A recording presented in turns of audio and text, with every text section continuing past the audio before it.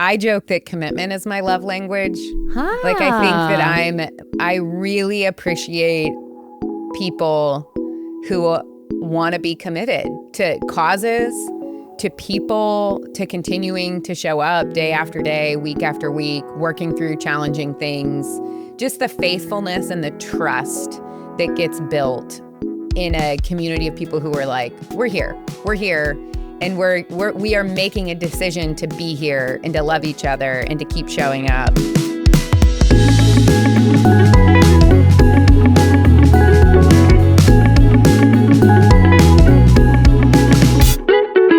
Hey there, and welcome to Impact After Hours, where changemakers sign off from work and log into life. I'm Camille Lorente, CEO and co-founder of Human Group Media and your host.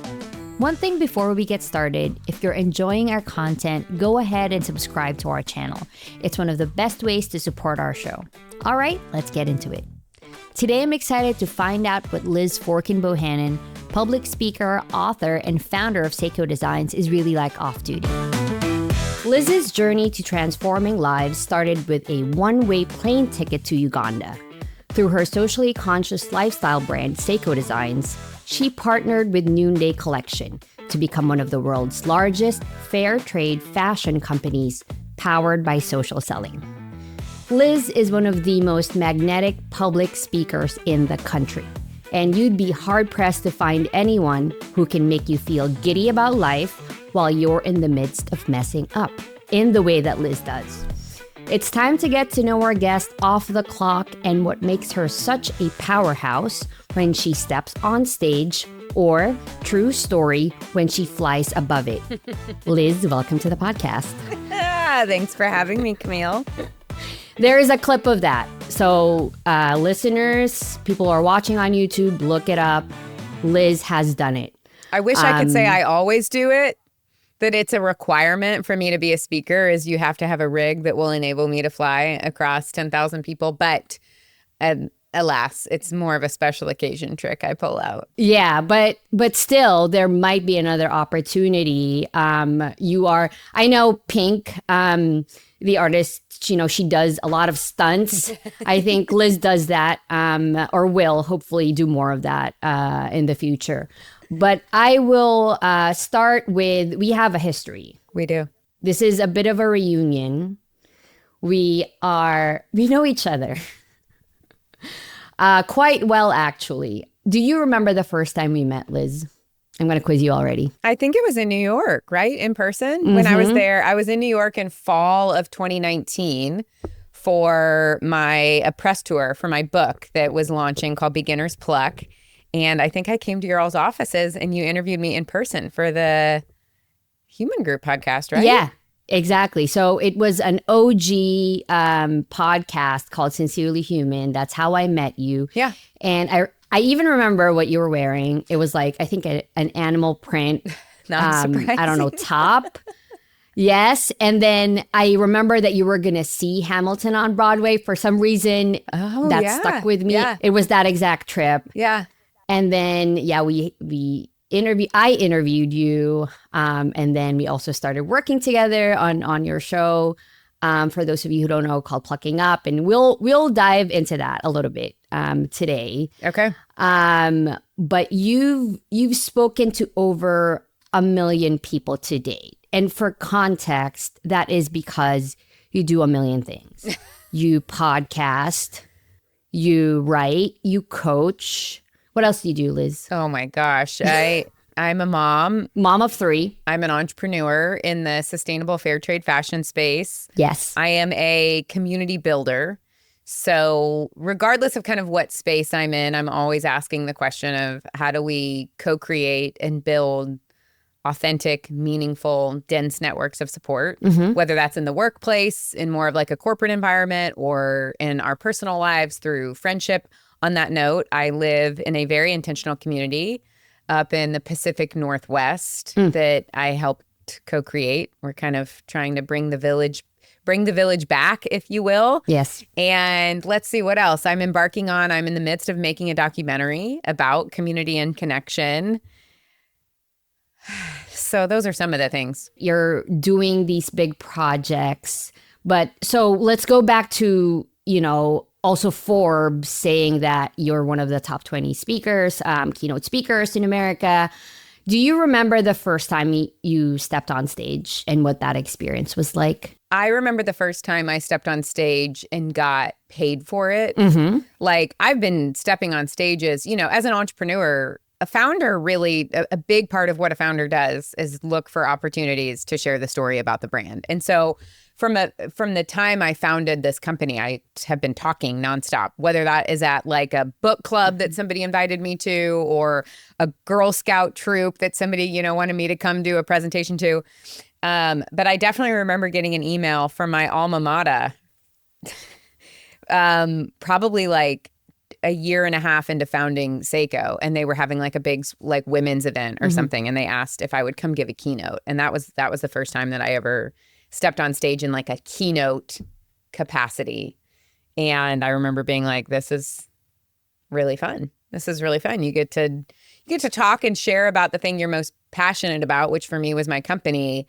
But then I love storytelling, and I love the deeper work of trying to, like, it's not just about telling stories. It's about mining your story for the universal truths that will apply to folks in the room. And that exercise was quite intoxicating to me, of like, how do I frame the story in a way so it's not just like, here was my story. Yes. But like, what were the truths that are universal enough that they could apply to the folks in the audience, even if they weren't on their own journey of building an vertically integrated manufacturing company in Uganda, which turns out nobody in the room was. Yes.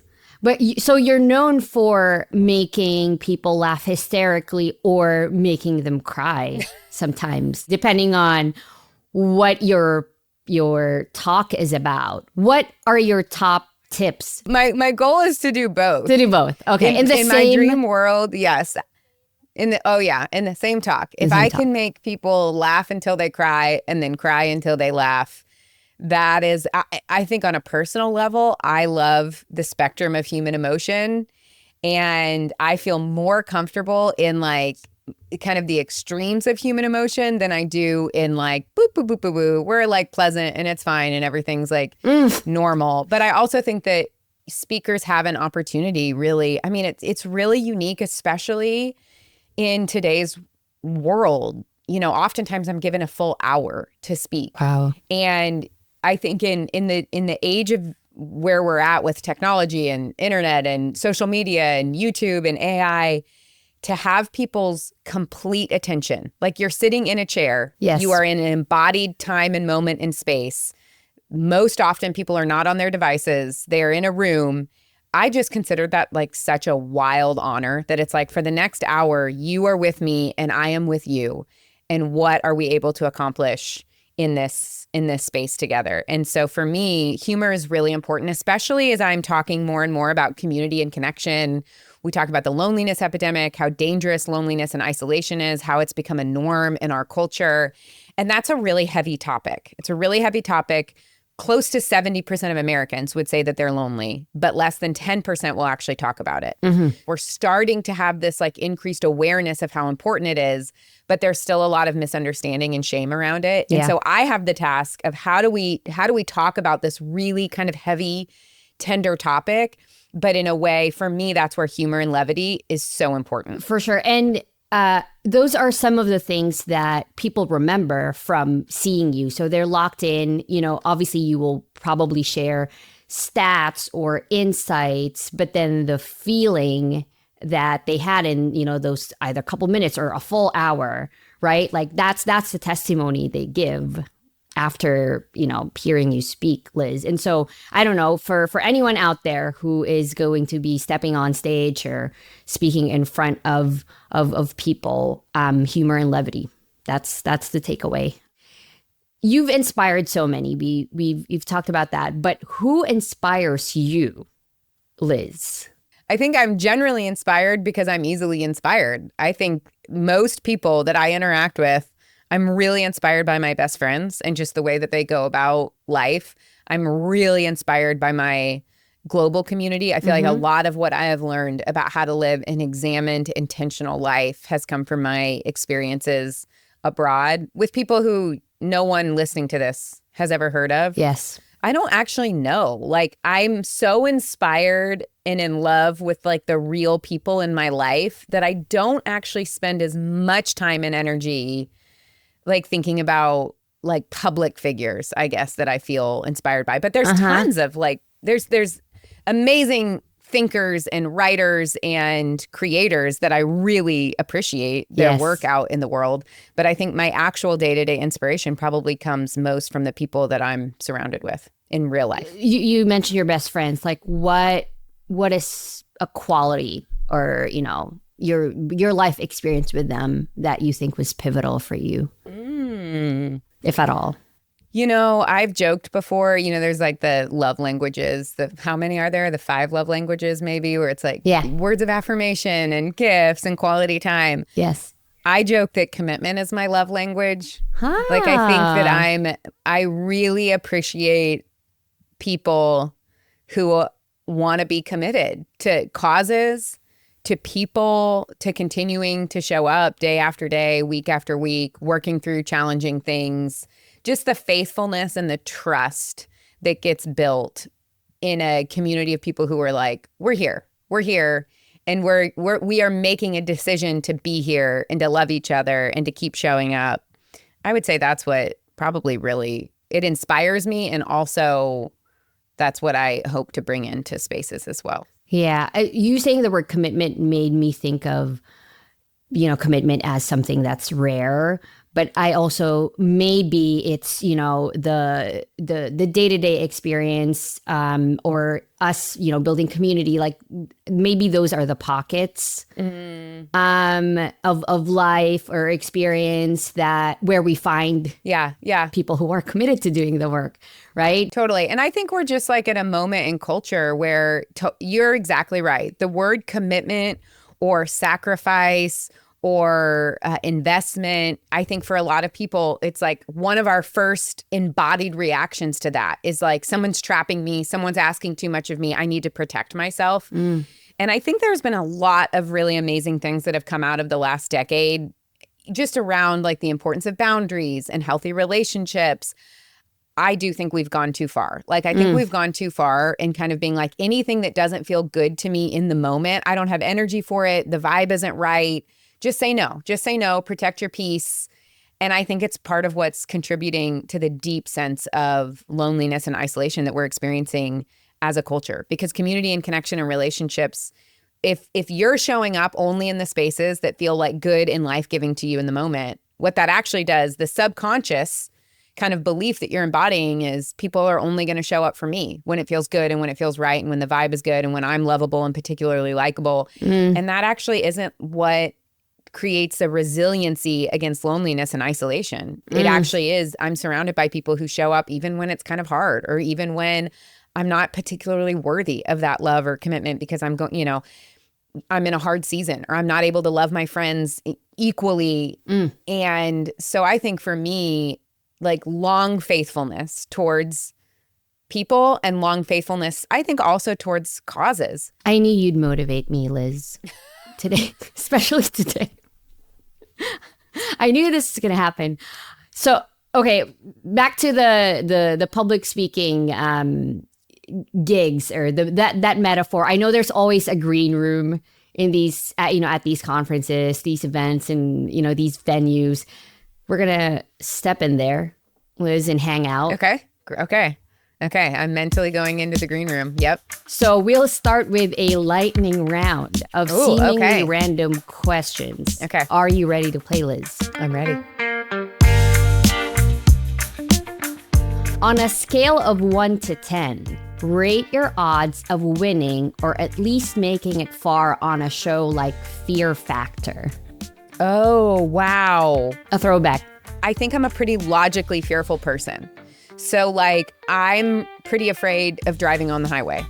Like, I just feel a general awareness that it's like, wow, we are in a giant piece of steel and we are barreling down a road at 60, 75 miles an hour. I've got my kids in the car at any moment. But that feels like statistically real. Like, statistically speaking, one of the most dangerous things that I will do, and one of the most dangerous scenarios that I will put my kids in, is in a car on a highway. Yes. So I feel like Fear Factor, I would be able to talk myself into. It's like, it's a show. So they can't put people in actual danger, right? Like people are not dying on this show.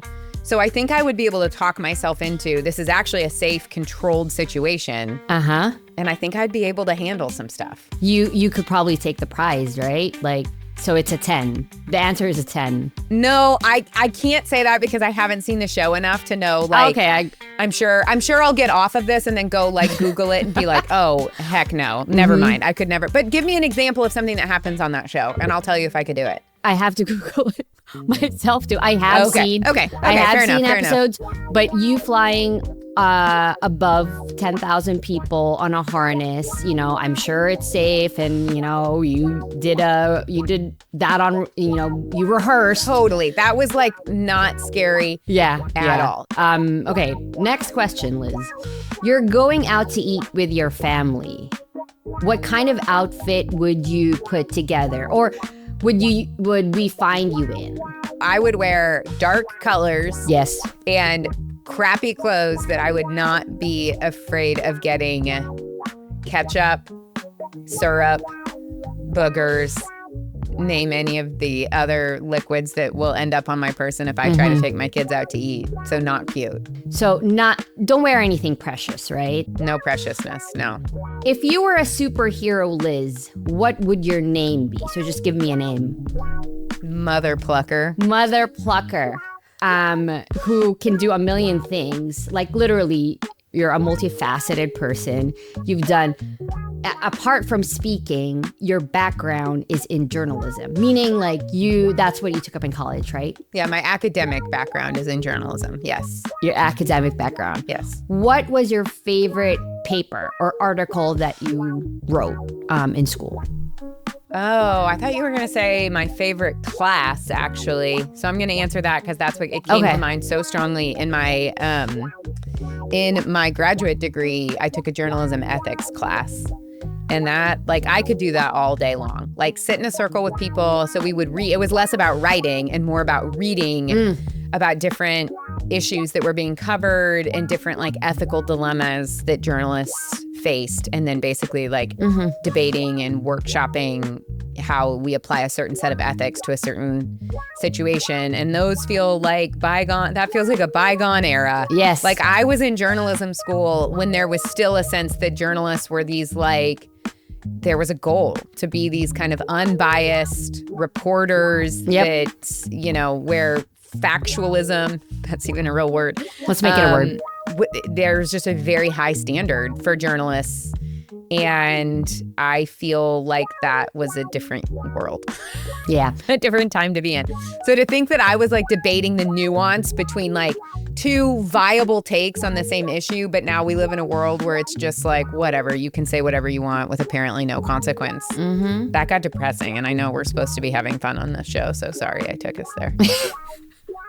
No, but I would love to sit in that class with you. That sounds like right up my alley, for sure. If a movie was made about your career, who would you want to play your character? Oh my gosh.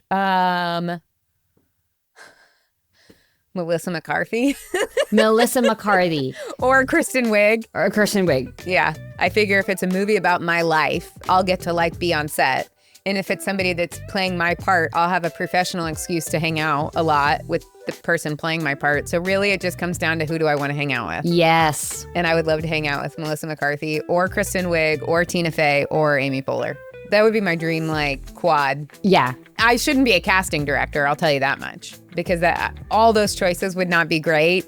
But it's more about really who do I want to hang out with. Yeah. If I was really trying to think who could play me off, like, would be a really good choice. I don't know. Does anybody come to mind for you? Now you're stumping me, but Somebody told me recently they thought I kind of look like Emily Blunt. And I was like, wow, I've never heard that before. I could see that. I think it's the strong brows. It's the strong brows. Yeah. What is one fun thing you could spend all day doing? And I'm going to make it hard that doesn't involve your kids. Like, take her out of the picture. It's just Liz. Oh my gosh, reading. Reading. Yes. I would say the same thing. In my dream world, I could just like, I don't even need, I think people, because I am so high energy, I think there's this thought that like, even like if I'm on vacation somewhere that I'm just like, do this, do this, do this, do that. And I'm like, no. In my dream world, I'm in a beautiful location. Maybe I'm at a cafe somewhere and there's great people watching, or like I'm on a rocky coast. I don't actually even really care, but it's a beautiful place. I've got some nice snacks lined up, and I could just read for 12 hours a day and be so happy. Same here. That would be my exact answer. It's my happy place. Like my bed is my favorite place to be. I love being in my bed. So we touched on plucking up earlier. We talked a little bit about that. We have so many memories from that show. We had celebs, we had authors, we had business leaders, entrepreneurs. Was there a guest or conversation, or, if you can't pick one, maybe like two or three that you still remember to this day, like you take with you? Yeah, I remember so many. Some because of just like the celeb nature of it. I mean, Liz Gilbert was my first interview. Yes. Just like, I was so green. I had no idea, which, you know what? My whole deal is like, go channel your inner beginner. Actually, sometimes I'm glad. I think that story serves, I didn't know what I didn't know. So there was just like a freedom and curiosity that I brought to the situation because I didn't have any kind of preconceived notions about how I wanted it to go, or like how I needed to be perceived as like this, podcast host. So that was pretty fun. And so people like Liz Gilbert or Ariana Huffington, Matthew McConaughey, obviously, like I was so nervous. No, I thought you'd say Liz Gilbert because that was literally our first recording. Yes. Right? So anything can happen. I was in my bathroom during COVID. Exactly. Yeah. And Liz and her team were so gracious. They were like, yeah, it's a new podcast. They haven't heard of us. And she said, yes. So for those of you who don't know, Liz Gilbert wrote Eat, Pray, Love, which was adapted into a movie. Julia Roberts played Liz Gilbert. And, I think she came out with just, a new book, actually. I did see that. And that was the first one. Ariana too, because obviously she's such a big name in business. But she was also, for how big she is. And she was like, I remember her coming on screen and she was very polished, like in this super nice office and in her like tweed jacket and her hair is done. And so I remember being like a little bit nervous. Yes. Like, are we going to be able to get a real story and really connect on an authentic human level? And she was so lovely. Yes. And she really shared really honestly, and she was really present, and I really enjoyed that surprised me. I thought we were going to stay, because sometimes like the bigger the name is, the more the risk of them staying in the like PR, yes, like here's everything that I've high said level 1,000 times that I need to do to reiterate whatever it is that I'm promoting or my self-image. And I did not feel that from her at all, which was really pleasantly surprising. I really loved that conversation. Exactly. So that's the surprising part, right? Because you had maybe like you visualized it, you thought it would go a certain way. One thing because you mentioned Ariana Huffington, what impresses me about her the most, this is just like an experience I've had with her, is that I've emailed her cold. She didn't know who I was. This was before we booked her for the show, but she replies so quickly, and it's her. Oh, wow. Like, imagine being at that level. Yeah. And taking the time to respond, right? Yeah. Which I know it's hard. We're all so busy, but that just like, that has stuck with me for so long. Yeah, that's really impressive. Right? Because she's way busier than I am, and I'm not answering my emails that quickly. Yeah, right? Like, how many emails does she get in a day? Yeah, totally. And so, those are, we've had quite a ride on Plucking Up. And so I'm thrilled that we were able to go down memory lane a little bit. All right. I'm down to, my last two questions, and this is still within the realm of you being a host. Okay. If you were to turn the table or if we were to turn the table and make you the host of this show, Impact After Hours, who would you want to interview to get to know better off the clock? Adam Grant. Adam Grant. Yeah. What is a seemingly random question that you would ask Adam? I'd ask him when the last time he cried was. That's a good one. He's so cerebral, but you can tell he's a feeler. Yeah. But he's just so academic and cerebral. Yes. So I would want to know, like, what makes you tender, Adam? And when's the last time you cried, and tell us about it? Why? Oh my gosh, we already have the interview. That's the question we're going to lead with. We have come to the end of the show. We made it. We made it, Liz, and we always end the show the same way, which is we ask our guests what is their after hours media. What have you been watching, listening to, or reading lately? I just finished a book by Harrison Scott Key called How to Stay Married. It was a memoir, and it was a ride. It was such a ride. I really enjoyed it. I think he dealt with, spoiler alert, because it happens in the first chapter, his marriage. The book opens up when he finds out that his wife of a lot of years is having an affair with the neighbor. And it's just a very unexpected turn, and kind of back to our very initial conversation on this show. I really appreciate the levity and humor that he brought to a really heartbreaking situation. Like, I think that he didn't shy away from how devastating and like that his world had been turned upside down. So he like really embraced the gritty hardship and heartbreak of that season, but it was also really funny. And so I just really love writers who can kind of like hold that tension. Liz, before I let you go, I don't want to, but we have come to the end of the show. So you talked about your documentary. Anything else that's big that's coming up for you, or anything at all that you'd like to share with our listeners? So if you want to stay tuned for the documentary and for the book and for this, speaking tidbits and highlights, you can follow me at Liz Bohannon on Instagram, is where I'm mainly the most active. And my website's lizboho.com. And usually if something is big enough that people can join in on, it'll make it to one of those two places. Yeah, Liz has a beautiful website, so you guys just check it out. I will say I started using Substack really recently, just like a month and a half ago, and I am mainly using it for live video. Me and one of my best friends she lives in Paris and I live here, so talking is hard to manage just with the time change.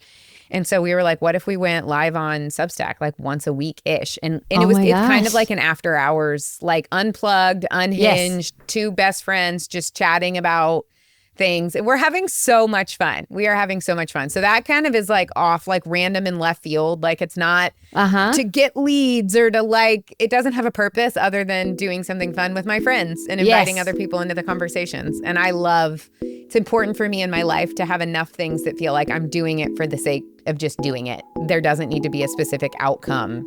And so that's one outlet for me right now, which has been really fun. So if you guys heard that, please subscribe, join Liz, and no agenda. No agenda. What I guarantee you is that you're gonna enjoy listening to Liz. Liz, thank you so much. Thanks for having me, Camille and team, Camille and Co.